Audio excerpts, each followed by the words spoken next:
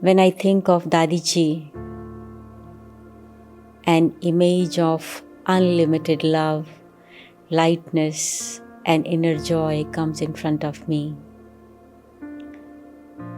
The way she used to read Murli in the class, the way she enjoyed organizing picnics for all of us and participating in those picnics, the way she inspired everyone to make efforts to reach the high level of purity,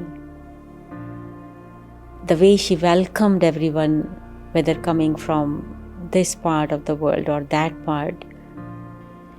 In fact, her every word and action revealed her this personality of unlimited love, lightness, and natural joy.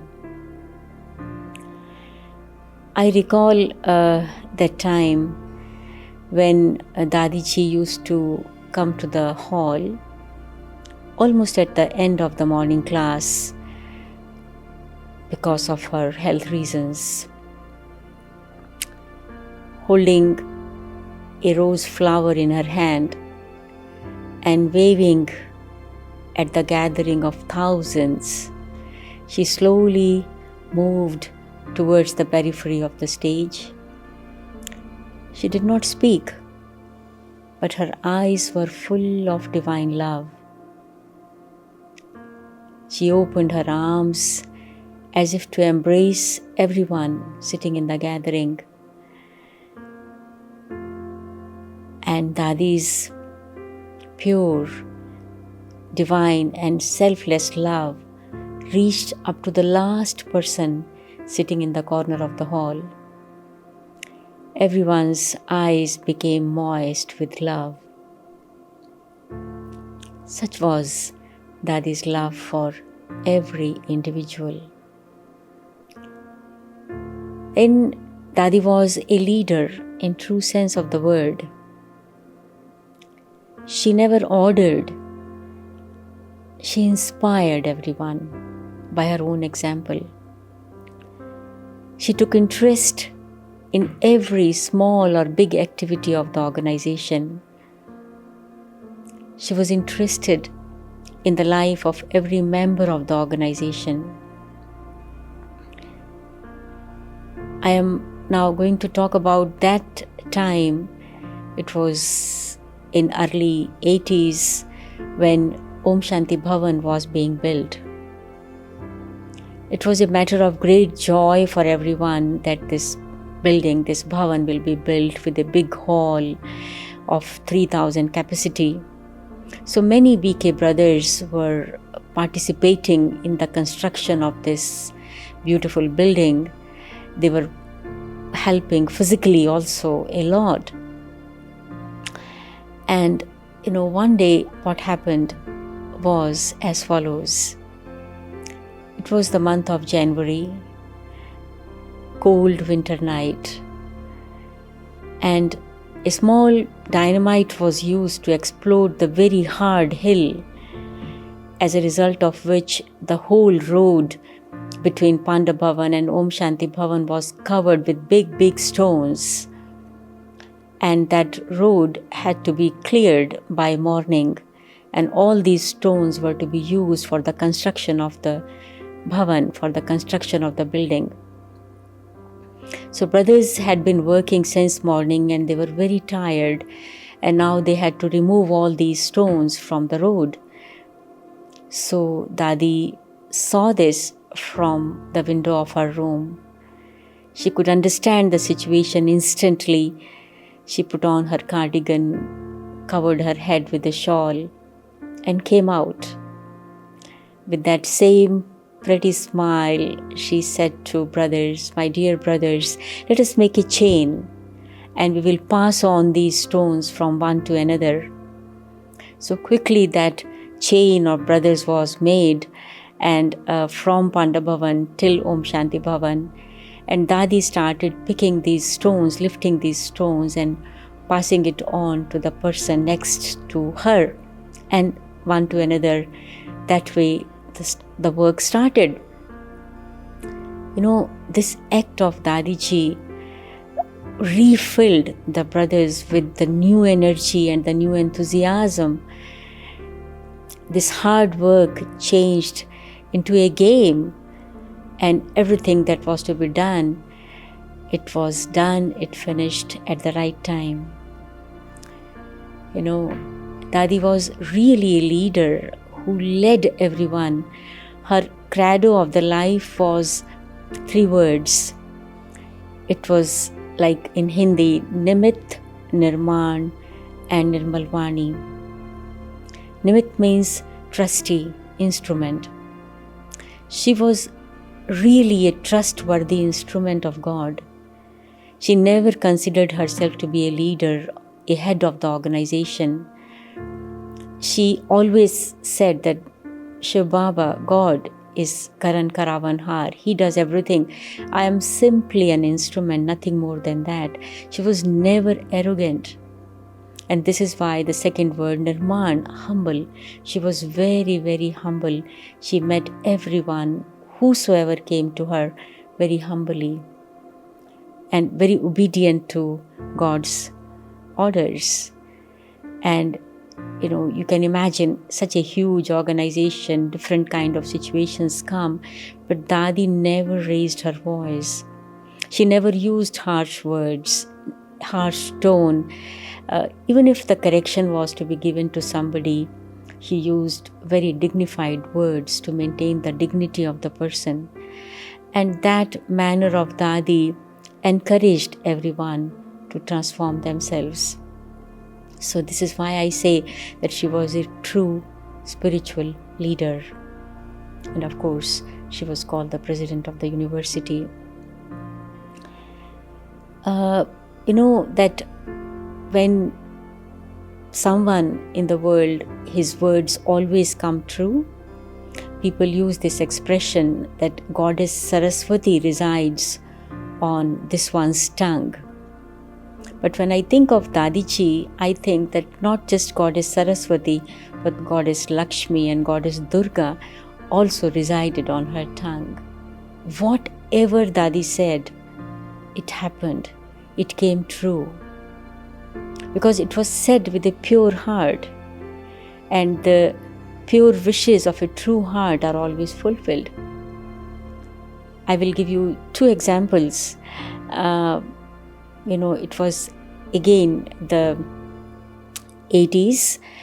In 1980, a plan was made by our administrative body to organize a grand program in Delhi in 1981.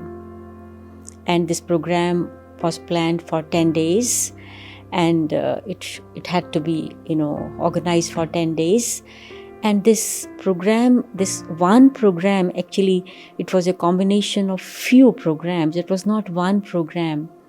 There was, in this program, 3 or 5 days international conference.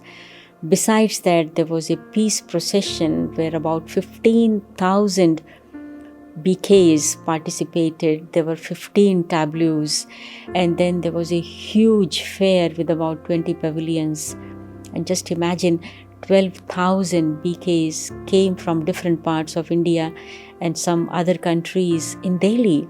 They were all to be accommodated, and the arrangement for their food, transport, everything had to be done. In itself, it was a big task. Leave aside that program. And if you talk of resources, the resources were minimum, whether human resources or financial resources. So how this big task will be done? One day, Dadi, addressing the whole BK family, said, "Let every BK contribute 10 paisa each every day during the whole year to make this program a reality. For the sake of this program, 10 paisa, now of course it is nothing, but even during those days it was a little pocket money for little children. And therefore it was not at all a burden for anyone to contribute this small amount of money every day. And everybody took it and they started contributing with those pure good wishes for the success of this program. And not only BKs contributed, but their friends and their relatives and their neighbors and their contacts all began to contribute because it was a very little amount. And so what was the result? As it is said that the drops together make a lake, the same happened. These small drops of 10 paisa during the whole year by the whole BK family and their friends and relations was able to create the lake, the amount collected, and the program was organized and it went on very, very successfully. It was the first program of its own kind, such a huge program which was organized in February 1981. On the same principle of cooperation of all, Dadiji inspired to construct our second complex, Gyan Sarovar, the Academy for a Better World. Everybody cooperated.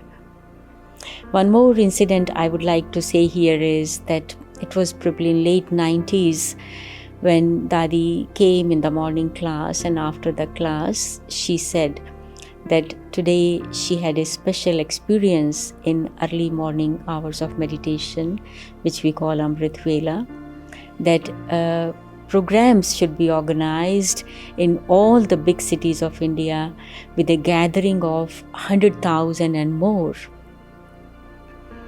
And of course, some people applauded, but for the many, it was a question. Is it really possible? Where to gather 100,000 people? Which place? Which ground? How it will be organized? It seemed next to impossible. But Dadi said, and it happened. The programs were organized in Delhi, in Mumbai, in Calcutta, in Madras, in Ahmedabad, in many big cities of India, even with a gathering of 150,000. So this is what I would like to say, that when it is a pure wish of a true heart and a wise intellect, everything becomes a reality. Such was our Dadi. Then Dadi was a mother who knew her every child, appreciated everyone, valued everyone, and took care of everyone. Here I would like to tell you two stories connected to me. One is which happened it was probably the year 1986, International Year of Peace.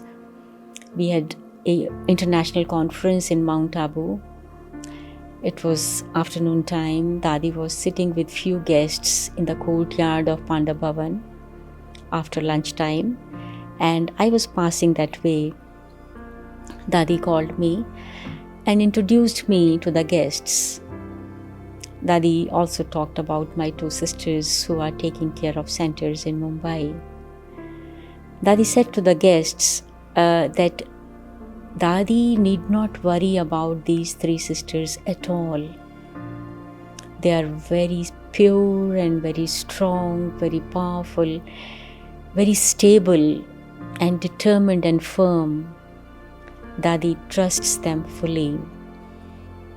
At that time, I, of course, did not understand what Dadi means to say by saying these words. I just smiled. I took leave from Dadi and the guests and went away. But after a few years passed, I realized the depth of these words. I understood that how important actually it is to keep our seniors free from worry in relation to ourselves. Like, parents, it's a matter of real joy for the parents when they see that their children are growing in such a way that they can stand on their own feet. And not only they can stand on their own feet, but they can even help others. So this is actually, I feel, is the real return of the efforts made by our seniors for our growth, for our development. It is the expression of real gratitude towards them.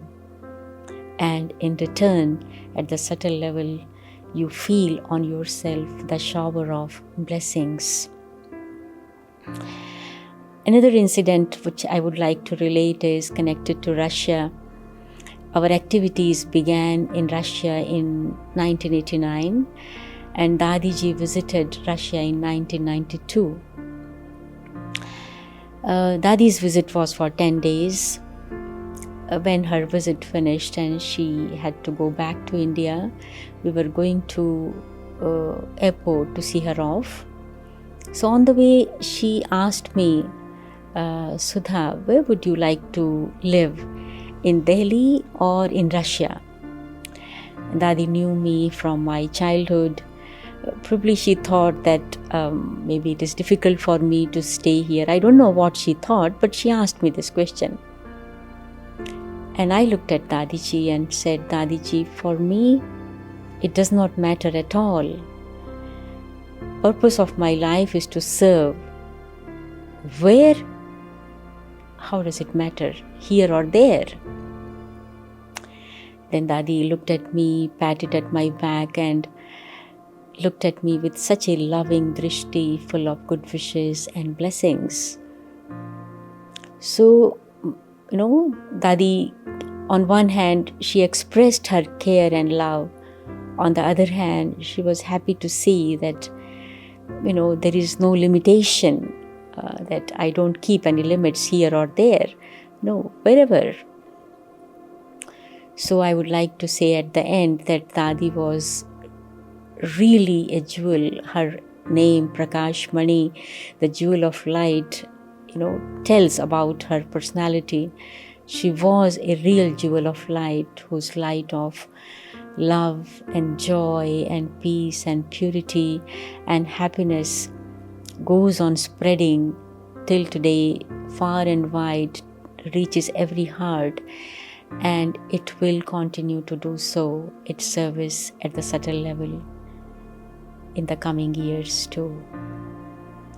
With these words, I would like to say that I am a very fortunate soul to have known such a great soul, such a great personality. Thank you. Om Shanti.